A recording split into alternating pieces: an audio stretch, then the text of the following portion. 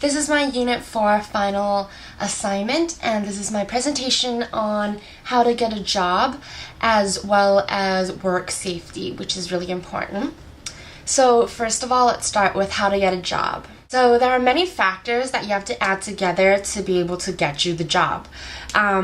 First of all, of course, you have to have employable skills, and as we've learned in this chapter, some employable skills are academic skills, personal management skills, and teamwork and team building skills.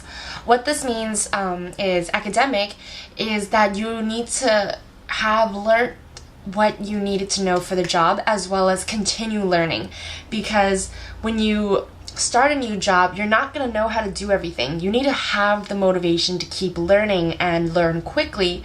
That will help you a lot. And that's a really good skill to have for when you're applying for a job.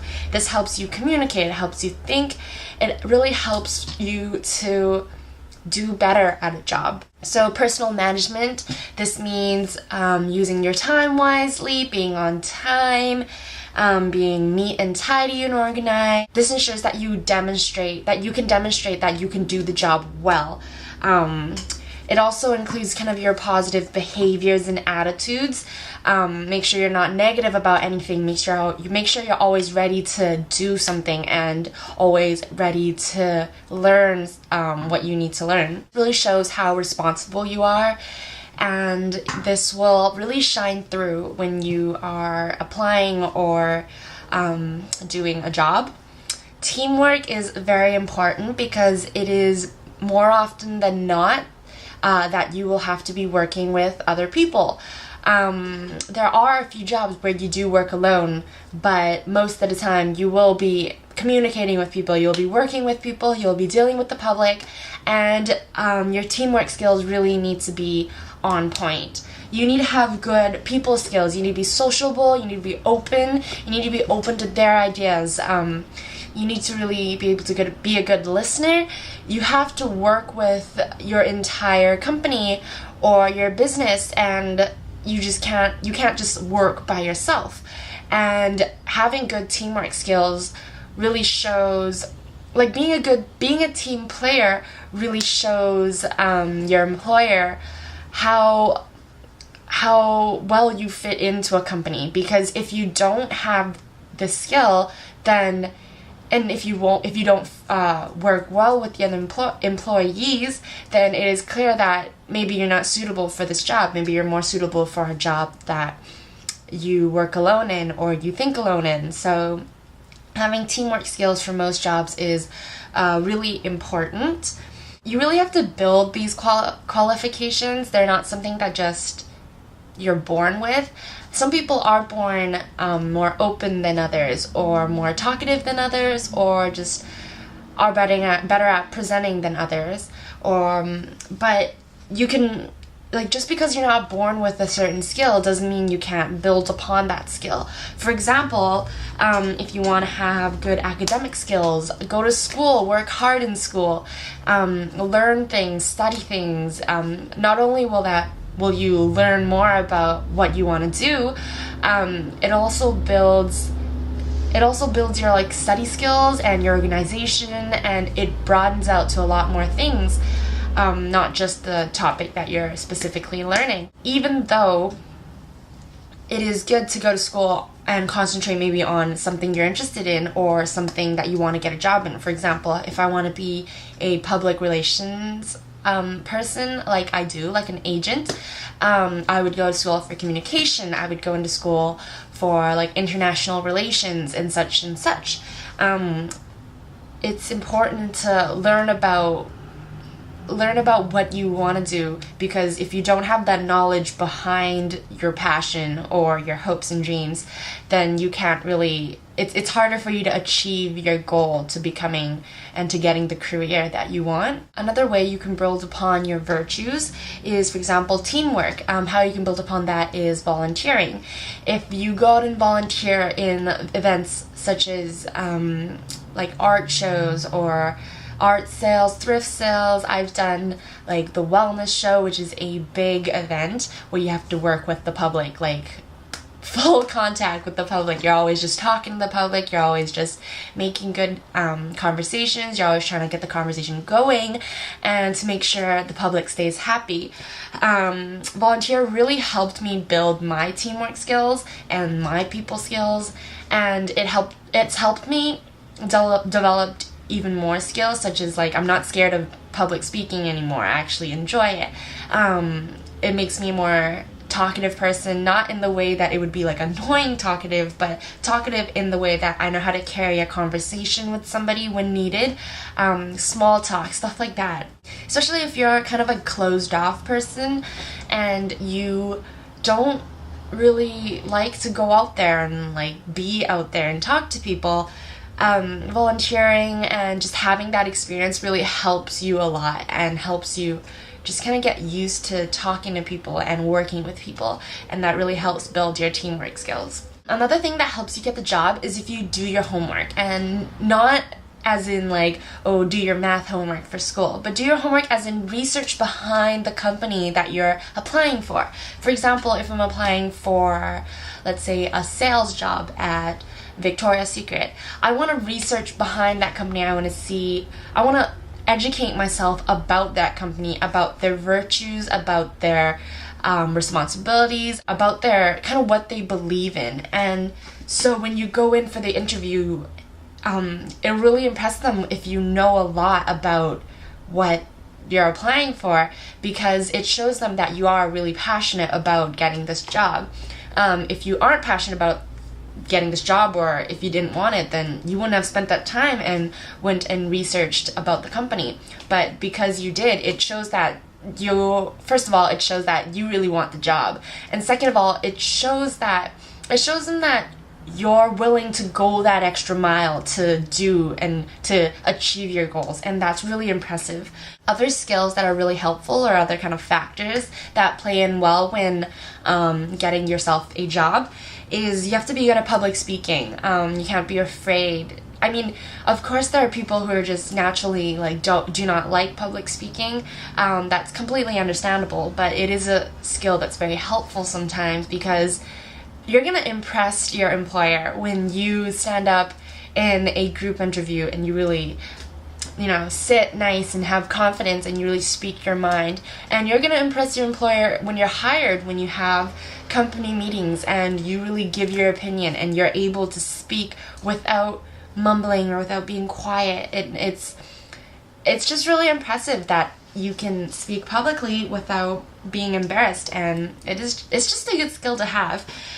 Another thing is enthusiasm and positivity. If you're enthusiastic about your job and you think positively about it, that really stands out to an employer or to an interviewer, because it really shows your passion once again, and shows how much you want that job, which is really what they're looking for. They're looking for people who really want the job. I mean, like, what makes you stand out between you and every other person that has applied for this job? You have to show them that you really want it and you're willing to work hard for it. And even when you are hired, you're still going to continue to work hard and continue to learn and continue to improve. And that's what they look for in an employee. Another thing that's kind of a tip for getting a job is you should mirror your interviewer.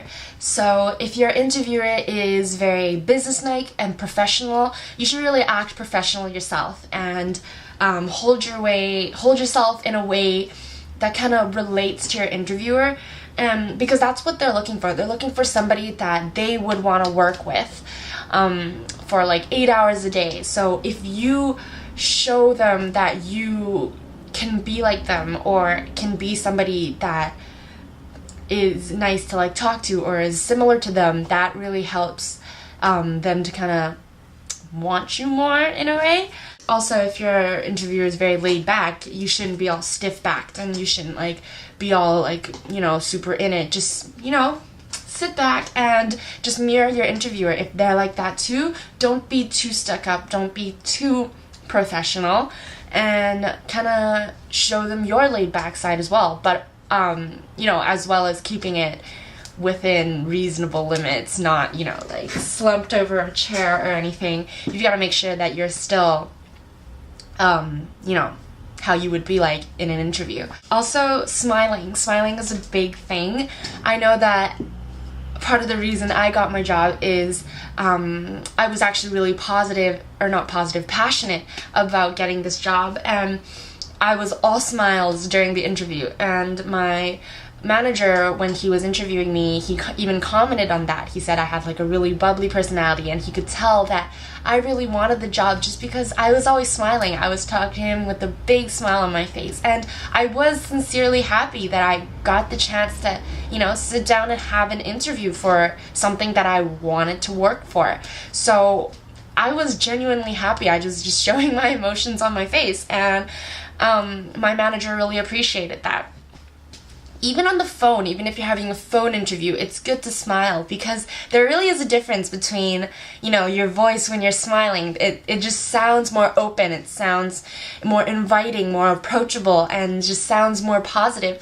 Whereas if you're, you know, frowning and you're talking like this, and it's pretty obvious that, you know, you're bored and you don't even want the job, you know, which one do you think they're gonna pick? The upbeat, happy one, or the employee that's gonna be glum and not fun to work with? And, you know, it's pretty obvious. It's pretty obvious the choice. My last and kind of biggest tip for people is, I guess it could be controversial, but what the tip is fake it until you make it.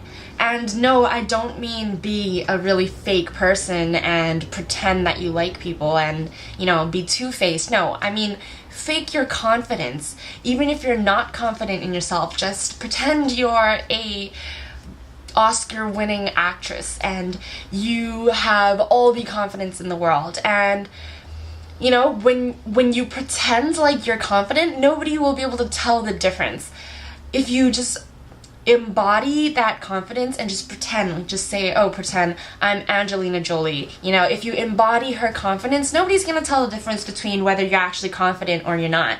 Especially in an interview, it's good to embody that confidence, because that really backs up your resume and backs up all the stuff that you've written and those skills that, you know, you've listed on your resume. Because if you have an amazing resume but you're sitting there slumped over, like really scared, they're gonna think that maybe you faked it, or there's something on your resume that's, you know, not true. But if you're really there and you're confident about your resume and about the skills you have to offer, then that's gonna show through, that's gonna shine through, and they're gonna want you, because, you know, they're gonna think that you do have these skills and you're really confident about these skills. And it's just really important for you to be confident. It shows people that you're ready and you're enthusiastic and you're gonna be a good employee. So even if you are somebody who gets really nervous,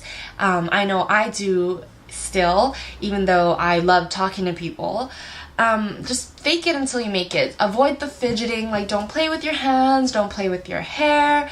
I often do it and I catch myself doing it and I try to, you know, stop. But sometimes you can't avoid it, but try your best. Just try your best to avoid, you know, like shaking your leg or something fidgety, and just sit there and just embody the confidence and just know that you're gonna do well, and you will do well. Other than these, of course, there's the obvious. Dress to impress for your interview. Make sure you're looking presentable and dressed in the way that that specific company would want their employee to look like. And then, of course, back up your resume.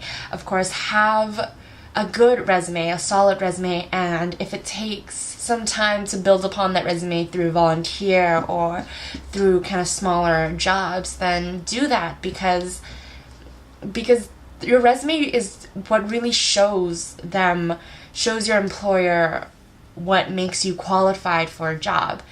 And that's really important, because they don't know who you are, they don't know what you've done, and your resume is, you know, pretty much all that you have to show that I've done this and I've done that. So really build upon that resume and make it a good one. And yeah, just be confident, really be ready for your interview, do your homework, and I think you will do fine. And that's really how you can get a job. Like, there's no surefire way, but if you really take into factor all of the skills that you need and you just work hard on it and you do your homework, and there's just a far greater chance of you getting the job. So yeah, that's my advice on how to get a job. So the second part of this final project is about work safe and work safety. And I've learned about this before in tourism, in my tourism class, about WorkSafe BC, and how they're trying to help educate youths on how to be safe and how to keep safe, because they're the ones getting their first job and they don't have the experience and they don't have the knowledge of how to, stay safe. And it really scares me that the injury rates for youths is so much higher than ones for, full-grown adults.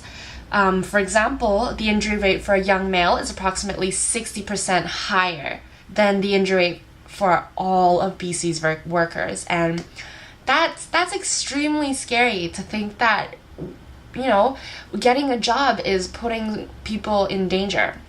It's because they don't have the knowledge and experience to recognize potential risks and potential dangers in a job environment. And of course, because it's your first job or your first experience, you really want to please, you're eager to please, you want to do the best that you can, and that puts you in even greater danger, because sometimes, because you're so eager to work, you kind of avoid and you ignore the signs of a dangerous situation, and that easily puts you in danger. So, talking about work safety, of course, your company is responsible for your safety, but you are also very responsible for your safety. You have a lot of rights, but you also have responsibilities.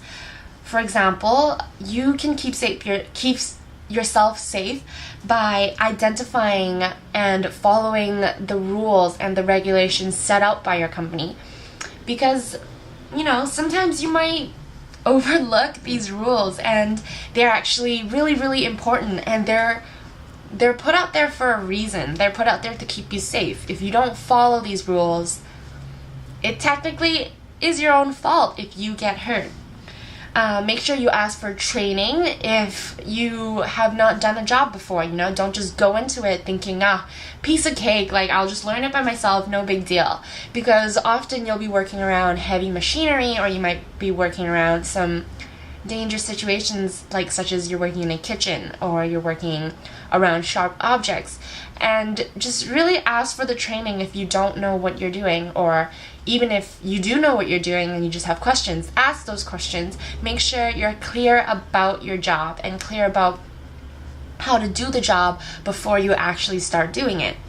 The third thing is you must always remember to report any dangers that you may see or any unsafe acts and conditions that you may see. Tell your supervisor, tell your manager. They're not going to get mad. They might even be thankful, because you might have just saved your other employees and your other business partners from getting hurt. Just tell them. If you see oil leaking, tell them. If you smell something, tell them. If you see sharp obtruding objects where they shouldn't be, tell your manager, tell your supervisor. There's just a big chance that they're going to thank you and, fix the situation, and everybody gets a little safer, becomes a little safer. So I'm going to talk a little bit about your rights as well as your responsibilities. You have the right to refuse work if you think it's unsafe. Don't think that just because your employer has told you to do something, you have to do it. Technically you do, and you may get fired because of it, but if you think it's unsafe, if you think that you might potentially be in grave danger because of a certain work, refuse it. Who cares if you get fired? You can find another job.